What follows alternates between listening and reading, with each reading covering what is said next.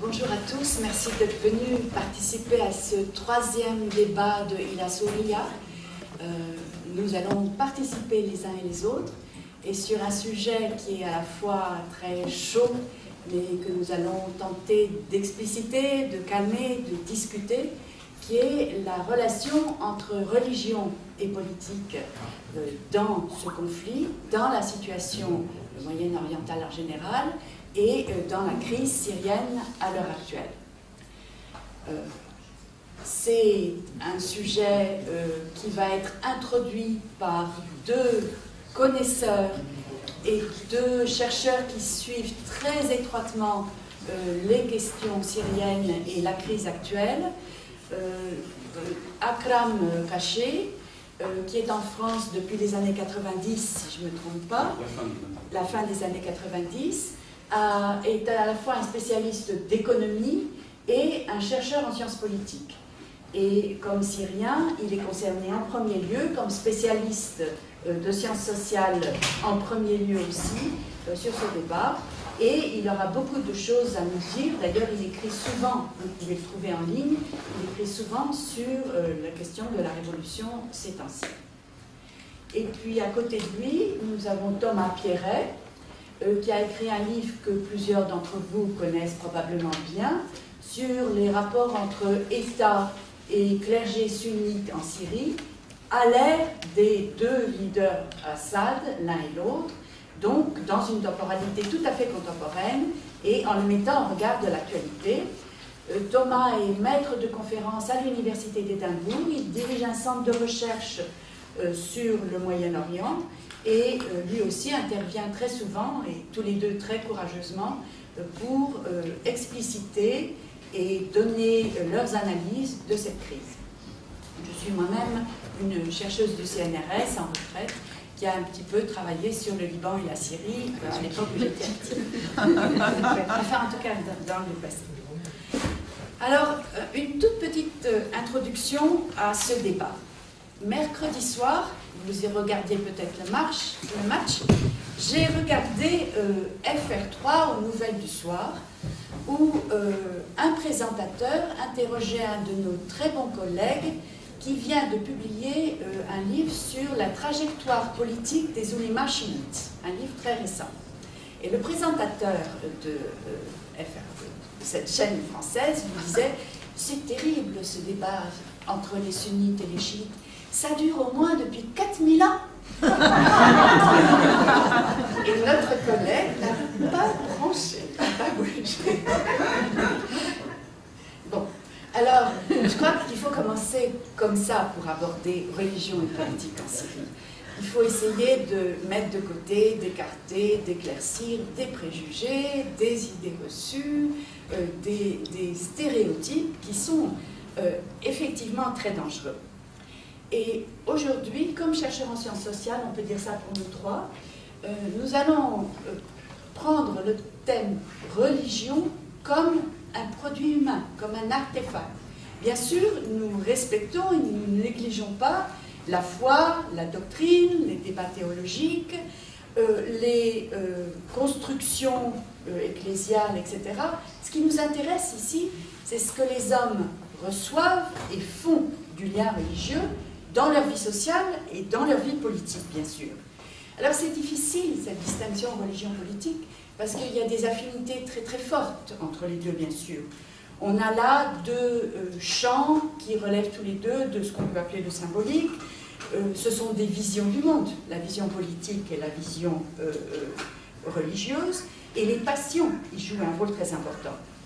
Et en particulier dans le monde musulman, avec ce qu'on appelle très rapidement l'islam politique.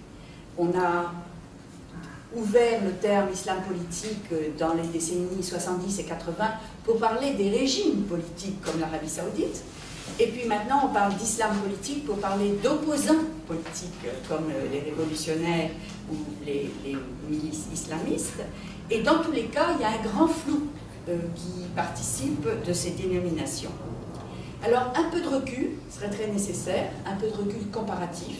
Ceux d'entre vous qui ont envie de faire ça peuvent regarder les écrits passionnants sur les guerres de religion en Europe au XVIe et début du XVIIe siècle, et sur les discours incendiaires et complètement fous qu'on a entendus à propos des conflits politiques qui se nourrissaient des appartenances religieuses, catholiques et protestantes dans cette époque. Et un peu de recul, évidemment, nous ne l'avons pas dans la crise syrienne à l'heure actuelle, va être nécessaire. Il faut aussi que nous démêlions ce qui est le fort intérieur et ce qui est l'utilisation stratégique, les tactiques des leaders. Par exemple, quand dans son travail, Thomas Pierret dit « Pour un ouléma, un alem sunnite en Syrie, reconnaître que les alaouites sont des musulmans, c'est quasiment impossible, même sous la torture quelque part, dit-il. » Mais c'est vrai. Mais ce qui est vrai aussi, c'est ce que nous dit une très bonne spécialiste de l'islam chiite, Sabrina Mervin, qui rappelle qu'en 1952, le grand moufti de la République syrienne a officiellement reconnu les alaouites comme des musulmans chiites, jafarites. Peut-être pas, sûrement pas des sunnites, mais au moins comme des musulmans sunnites. Les deux sont vrais. Il y a le fort intérieur, le domaine de la croyance, et il y a la stratégie politique, tactique, et il faut que nous démêlions, quand nous allons parler des uns et des autres, les cadres mentaux, les systèmes d'explication, les visions du monde des différents acteurs, et en particulier des leaders, d'une part, et d'autre part, les buts qu'ils poursuivent. Par exemple, le but de accepter ou non le rôle de l'État iranien dans le Moyen-Orient à l'heure actuelle. Alors, après cette ouverture un peu générale, un tout petit rappel historique. Je vais essayer qu'il soit tout petit, effectivement. Ça, c'est pour surveiller l'heure. Nous devons avoir en tête que l'Empire ottoman, surtout dans sa toute dernière période autoritaire, fin du 19e, premières années du 20e, était un empire sunnite, où les catégories des gouvernants, des dirigeants, la religion du puissant était l'islam sunnite. C'était pas tant une question de foi, là encore, qu'une question de statut des dirigeants, avec une place, vous le savez tous, spéciale pour les communautés non musulmanes, qu'on appelait à cette époque les millets, les chrétiens, les juifs, et qui avaient certains privilèges dans le cadre d'un empire qui se dirigeait avec beaucoup de difficultés vers une certaine égalité entre les citoyens, à travers les différents édits impériaux. Mais à cette époque, déjà, dans la région du Bilad el-Sham, la future Syrie, le traitement des non-sunnites dans cet empire était à la fois différencié et non officialisé.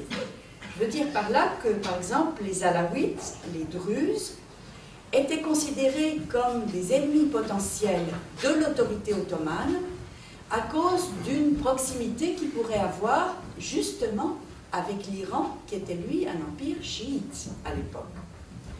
Et que pour des questions d'établissement de l'ordre, de sécurité, d'impôts, il y avait une méfiance et des campagnes militaires contre ces deux régions de la Syrie actuelle, la région alaouite et la région druze.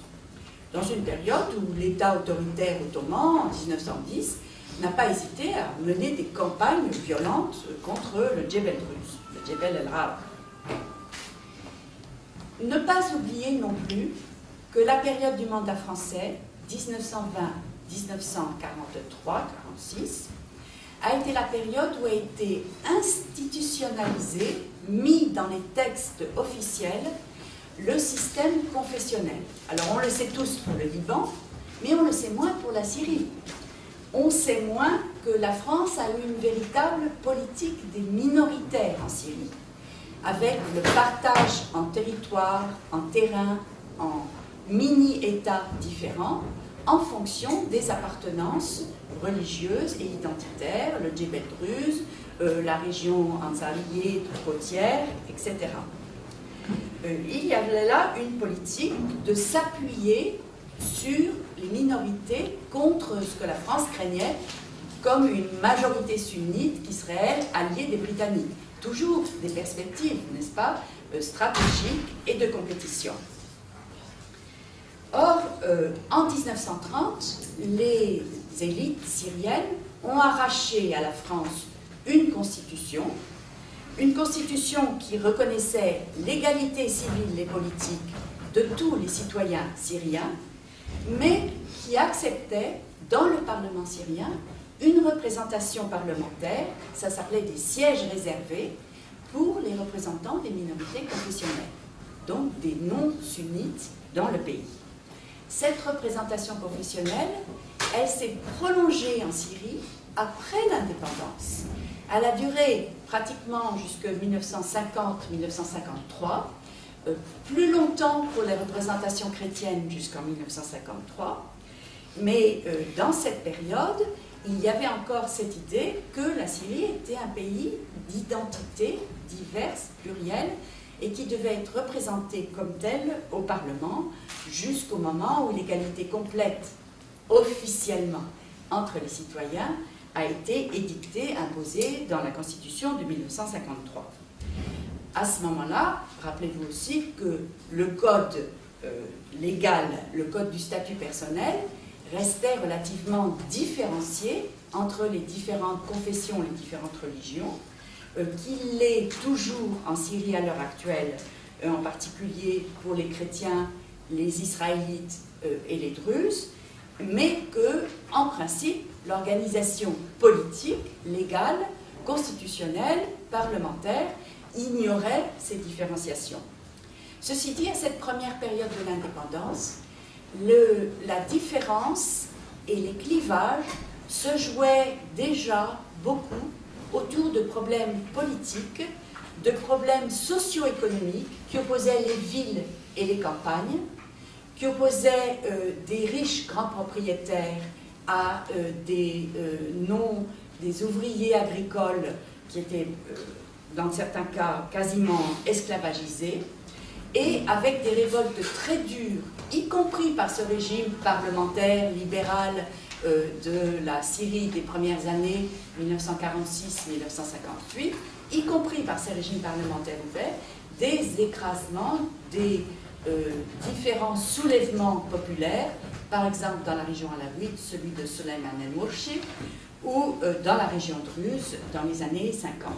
Hein. Une opposition entre un système égalitaire et les puissants en ville, qui sont à cette époque encore les élites notables sunnites héritières de l'Empire ottoman, et leurs alliés de communautés confessionnelles chrétiennes, grecs-orthodoxes, catholiques, arméniens dans certains cas, qui fonctionnent bien avec le système. Voilà de quoi on hérite.